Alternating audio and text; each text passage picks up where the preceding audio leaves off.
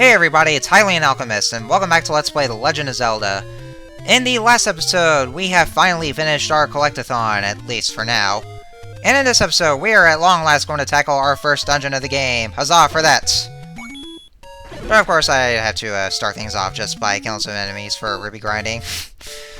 But I think I've already mentioned this before. I don't exactly remember whether I have or not in my previous episodes, but I'm gonna have to do some ruby grinding a lot because, like I may or may not have mentioned, there is that particular item that we will need for a later dungeon, because without it, we won't be able to progress through that particular dungeon. I know, it probably may not seem like much, but it actually is required. And it is really expensive. You do need a lot of rupees for that, so that's why I'm gonna have to pretty much do some sort of do a lot of grinding here just to buy that particular item. I see that there's a bit of a thunderstorm that's gonna happen around where I live. But you know, that's what happens. Like, that's what you're always gonna experience if you do live in Florida. And yes, that's actually where I live. I do live in Florida. And you know, especially during the summertime, we're pretty much gonna be having a lot of thunderstorms. Kinda sucks, I know. But anyway, I'm going a little off topic here.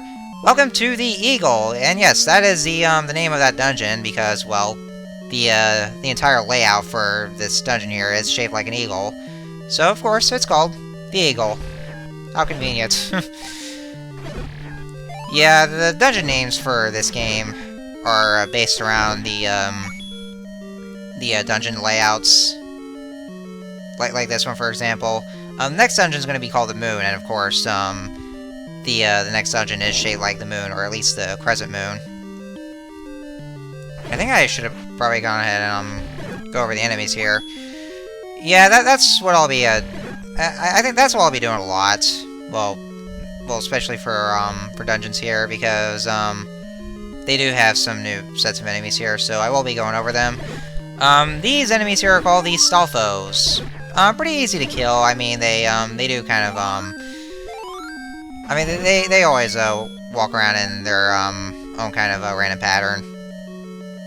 And I know, despite the fact that, like, you know, picking up the stopwatch would stop the enemy's movements, it unfortunately does not stop the fairies' movements. They'll still fly around.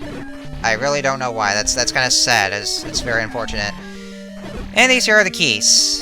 They are the bats of this game, like you know, the keys, that's what they're called.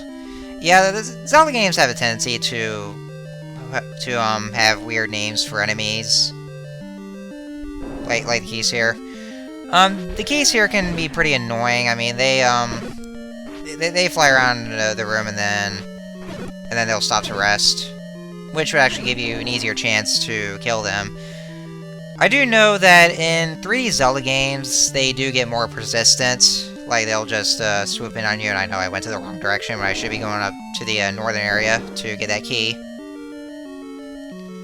But yeah, the keys will swoop in on you in the 3D Zelda games as a sign of their persistency, or for lack of a better word. And of course, those were the laughably easy enemies right here, the gels. They are very, very pathetically easy to kill. So, they really just pose no threat here.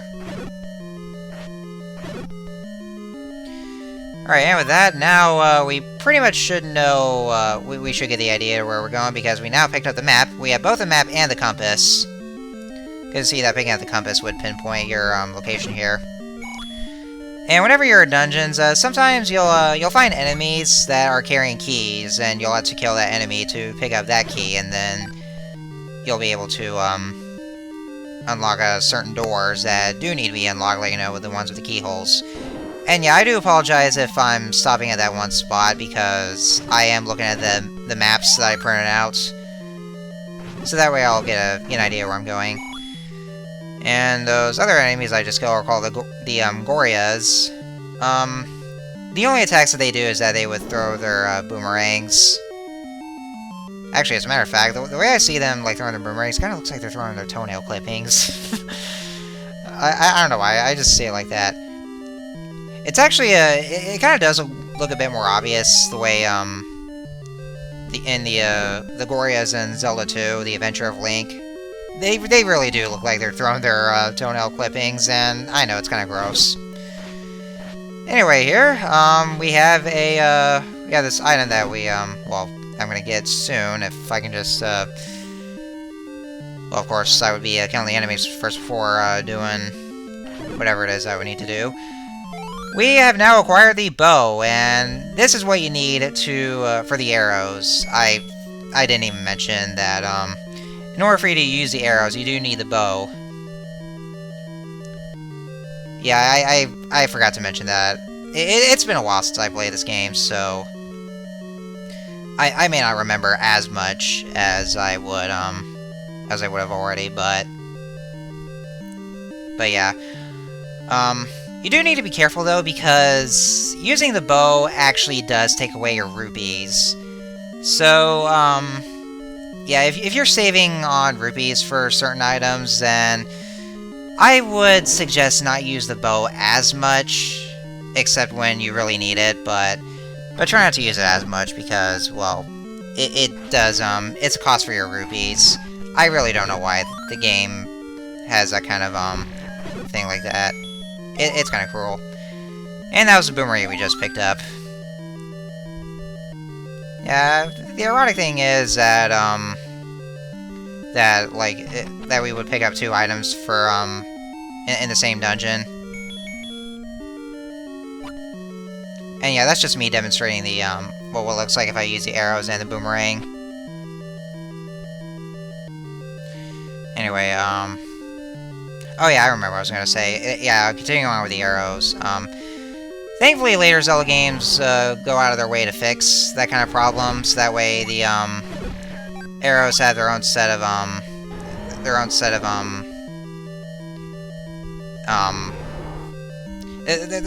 ammo instead of rupees. Is what I'm trying to say, for lack of a better thing to say. Anyway, so that boss we just killed. Shit, I forgot the name of that boss. Oops. Oh well. But at least we got that done. It was very easy though. Just a few hits from the sword, and then you're done. And you know, that was very easy, very pathetically easy.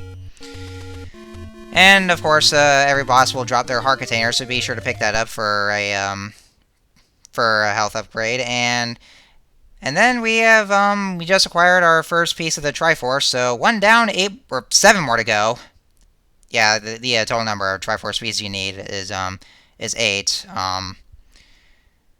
I think that's that's the piece of the Triforce of Wisdom that we had to pick up. So we just got our first one, and now just 7 left to go.